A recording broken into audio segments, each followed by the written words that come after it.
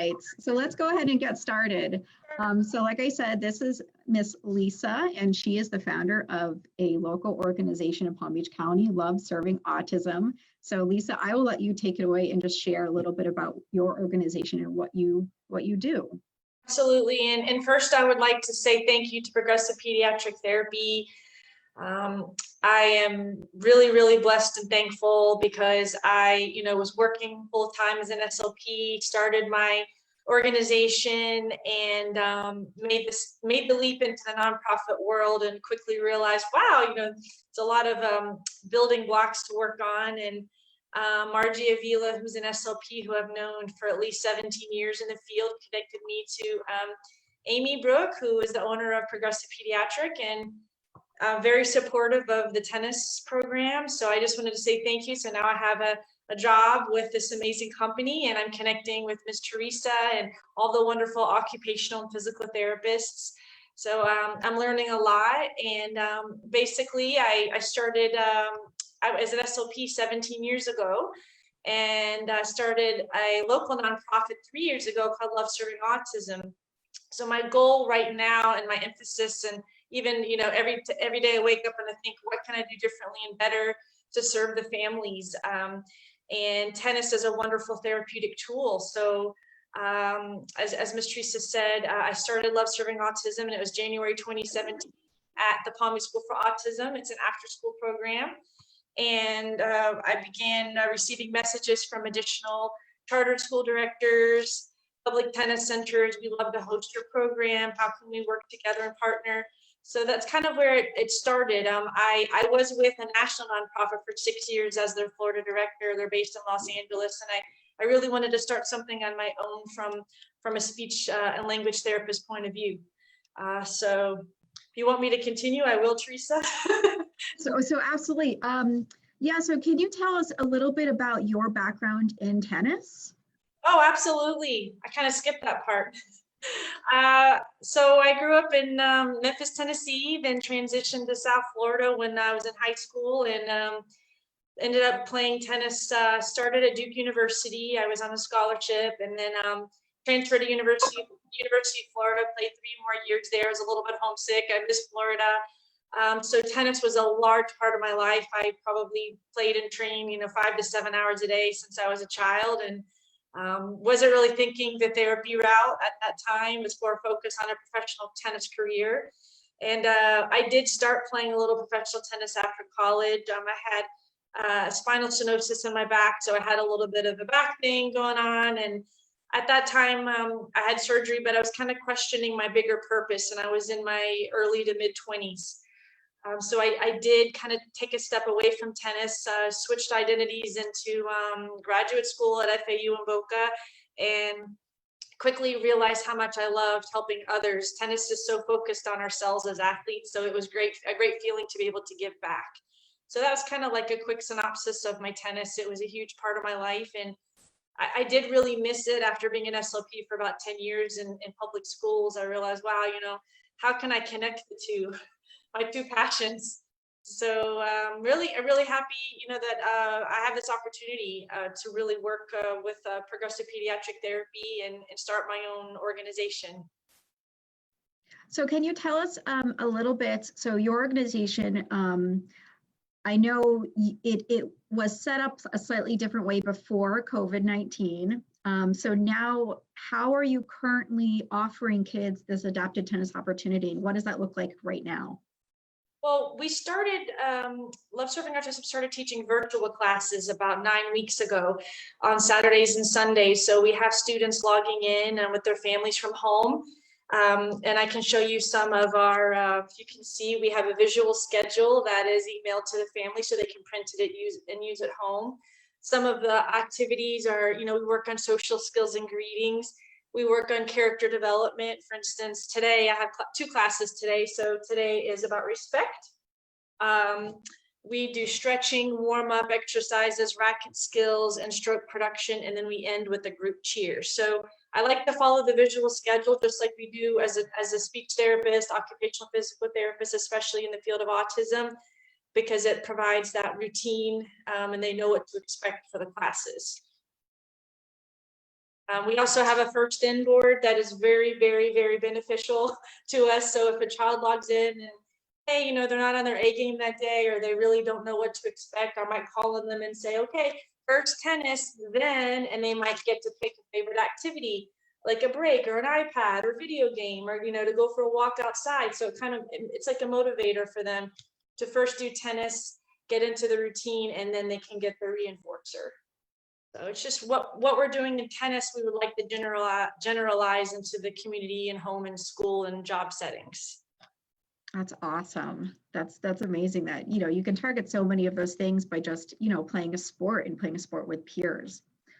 And progressive, right? So progressive pediatric, back to your question, we spoke to the founder, Amy Bruick, and said, let's do some tennis with progressive pediatric therapy. So we are now starting, we've already piloted 2 sessions on Saturday mornings at 9:30 a.m. We do have a new registration form now for the next 4 weeks that, you know, you can contact Progressive and sign up for tennis. And it's a free class as a suggested donation, just because we're going to hopefully build a platform. We may need to have additional coaches help us in the future who are professional and certified. So might, you know, help us with those potential costs. But other than that, our goal is for the families to log in and at home and to provide therapeutic instruction so that they're getting, you know, language skill. They're working on the receptive and expressive language and occupational, you know, fine motor skills, and their gross motor skills,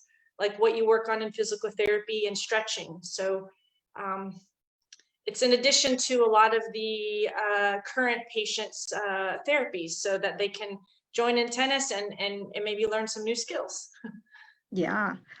So for any of our viewers who maybe have never played tennis themselves, you know, isn't really sure what's involved, and Sure. then maybe who's wondering, you know, how can my child with special needs like what are you really going to be working on in a virtual session? Could you give us some like examples or show us? I see you have a racket. Absolutely. So what I wanted to discuss today was if your child doesn't own a tennis racket, just to get started, that's okay. We do have other options because it's a lot of modeling. The child can use their hand.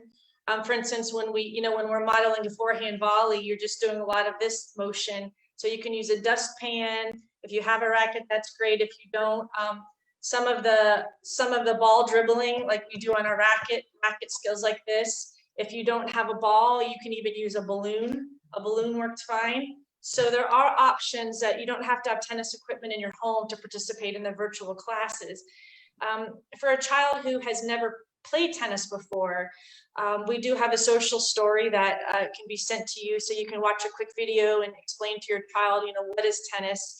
And it's very introductory at this level. So it's a lot of working on, again, social skills, engaging with others on Zoom. And it's also working on, you know, how to hold the racket, the grip, proper grip, and a lot of the basic skills that they will need to progress. Currently, we're not open for our in-person classes at the tennis centers. But our goal is for the families to transition, you know, once they get into virtual tennis, you know, we want to continue this platform, but in addition, invite the families outside to our classes on Saturdays so that they can participate and, you know, get the feel of like a real tennis court. So it's one of our goals once we're able to reopen. All right, that sounds great. So if there's any questions, I don't see any questions yet. So if anybody has any questions on anything that Ms. Lisa is sharing, please feel free to ask and comment, and we can get to those. Is there anything else about your organization, Lisa, or about what you do with the kids that you want to share with our viewers?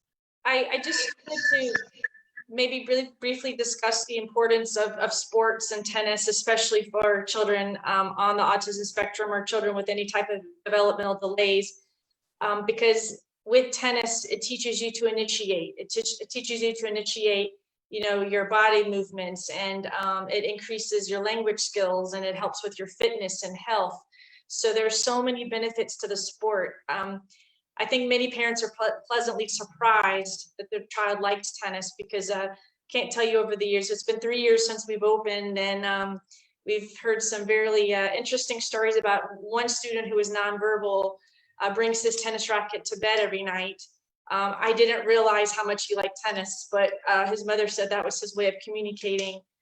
We have other students who've lost 30 to 40 pounds through tennis. And it's increased their self-esteem. We were able to bring some children this last year to the US Open in New York. So, our goal is not only with progressive pediatric therapy, but also in our classes, meet families and get them going, to where tennis is a fun sport, but it's also a way to make new friends.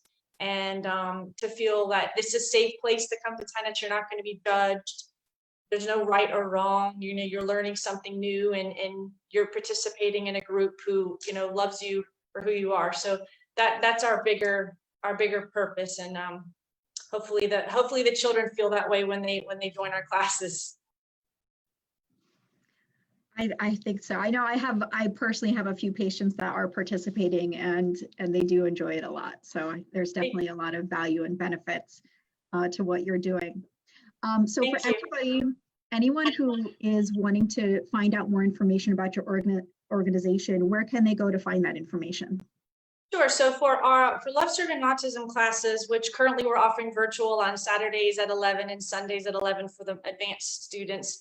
And we will hopefully reopen in the next few months. We're still finalizing that information. You can go to our website, loveservingautism.org, and find out more information. You can contact me at any time, Lisa at loveservingautism.org.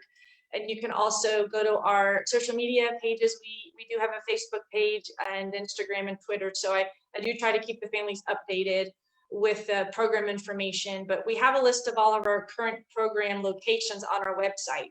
So once we are able to reopen and we know more about what that looks like, you're welcome to register your child in it for the community-based instruction in addition to virtual tennis. All right, perfect. And I know we are going to be posting the program that you're working with PPT. We're going to be posting that information on our Facebook page. And I know I also tagged your Facebook page in this video for anyone who wants to go directly to your Facebook page. So all of our viewers can look for that if they are patients of PPT or want to participate through the program that we're doing with you. That information will be posted later today for everyone. Sure. And the PPT for the progressive pediatric therapy class for Zoom tennis is Saturdays at 9:30 a.m. The Love Serving Autism larger group class is at 11 a.m. So if your child does go to a progressive pediatric and you'd like a smaller setting, I would definitely register for the 9:30 a.m. class.